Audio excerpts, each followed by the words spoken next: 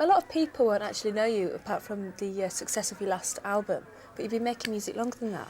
My interest in music started as a hip-hop producer. I used to do, I did some stuff with KRS-One and Scott LaRock in New York and the Bronx. And I'd always loved independent hip-hop music in the early 80s and kind of followed the whole scene. House music, techno, moved forward, and then pretty much got, I wouldn't say bored, but I have kind of a short attention span, and I started really missing my beats, and I wanted to get back into some of the more funky stuff. How did you get into DJing? I started DJing in about 1982. My wife is from the Bronx, and she took me to New York.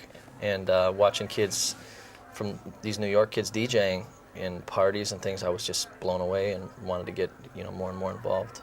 Back in Minneapolis, St. Paul, I mean, in the 80s, especially in the 80s, even now, wasn't anything going on like that. So it was real exciting. I guess people see you as being kind of a big beat kind of guy now. Would you put yourself in that scene? I guess I have my own definition of big beat music, but I'd say, like, on the new album that I've recently done, on The Last True Family Man, there's probably 2, maybe 3 big beat tracks on there. I like to take the odd element that you might not necessarily associate with something you could move to and kind of tear it up and shred it, put it back together again with some beats, make it interesting, if you can do that.